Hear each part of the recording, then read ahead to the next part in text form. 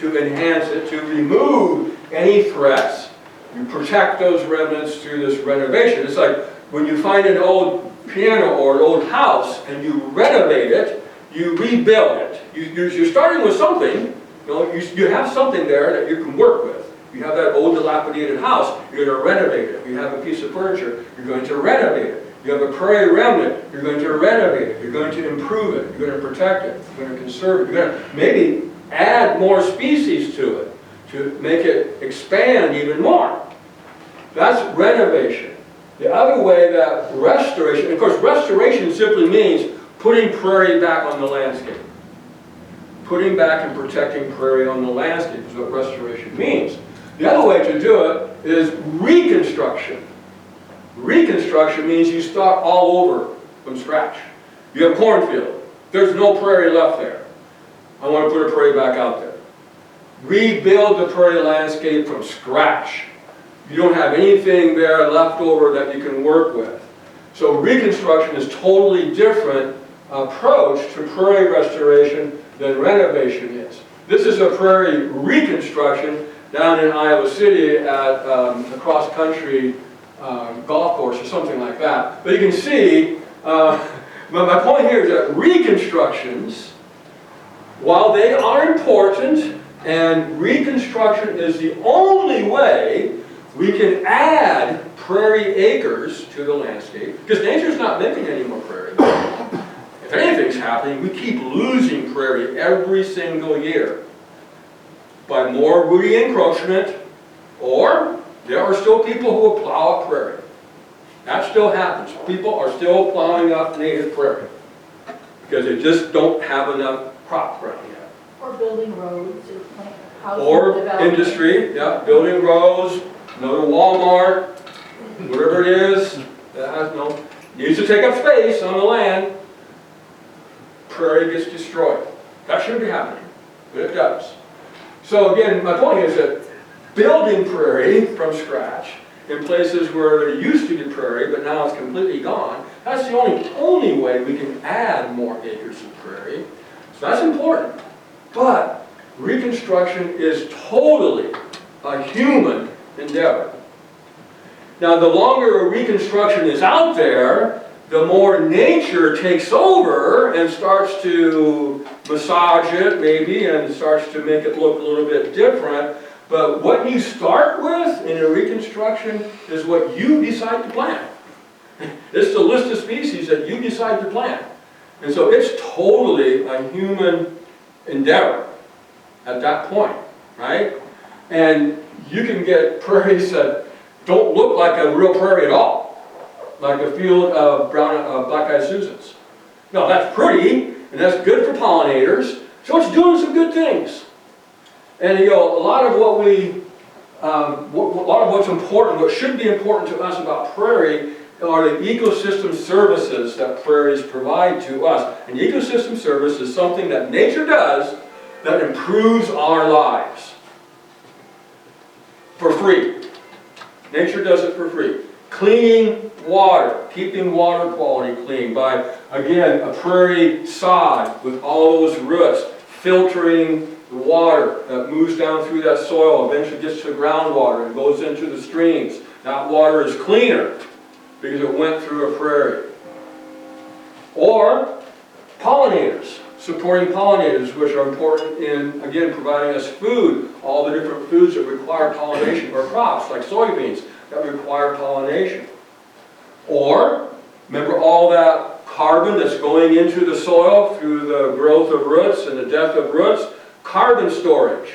Storing carbon in the prairie soil to keep it out of the atmosphere. If it doesn't get stored in the soil, it goes, that's where it goes, adding more greenhouse gases. So those are ecosystem services that prairie provide to us, a few examples. And a reconstructed prairie can do that. They can provide some of those ecosystem services. So they're always going to be good. They're always going to be helpful. They can provide habitat, great pollinator habitat. But if I have an hour to go spend doing photographing plants or something, and I want to go to a prairie, And my two choices are reconstructed prairie over here or remnant prairie over here. Where do I go? Remnant. There is no question in my mind. I thought a reconstructed prairie is going to be what someone wanted to plant. That's what it's going to be. It's what someone wanted to plant. And what they were able to afford to plant, or lots of other constraints there. So that's an important distinction between them. Prairie reconstruction is not necessarily going to replace, and I would say it clearly is not capable of creating or providing a prairie like a remnant. We cannot build a remnant prairie. We cannot build something from scratch, from reconstruction, that even comes close to what a remnant prairie is.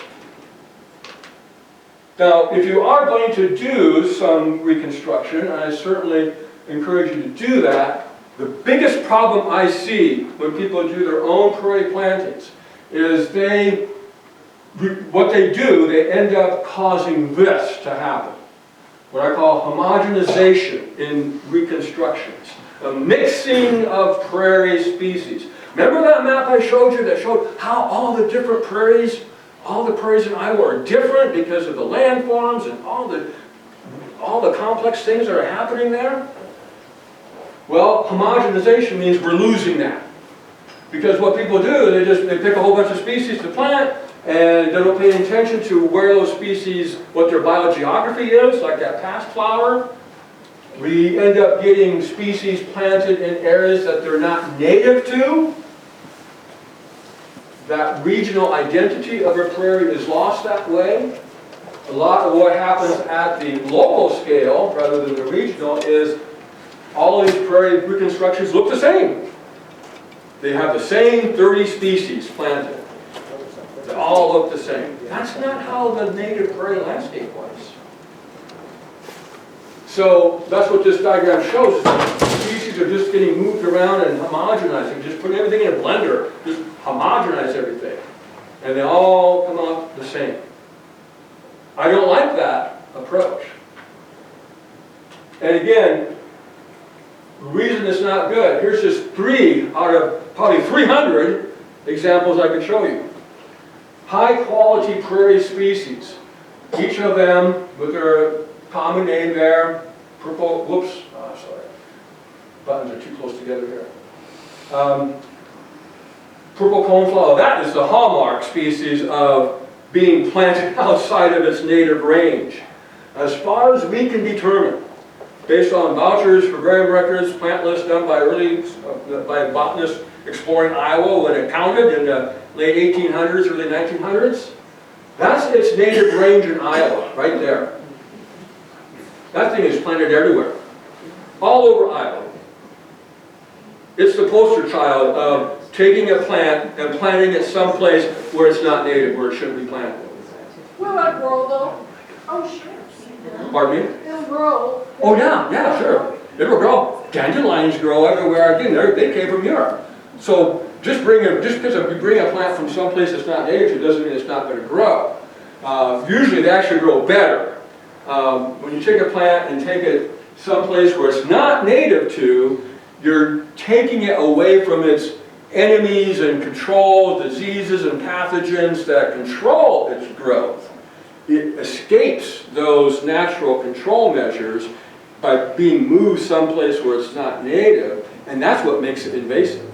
That's what makes it a problem. That's why we've got like, by my last estimation, about 75 invasive, really truly invasive, bad invasive plant species in Iowa.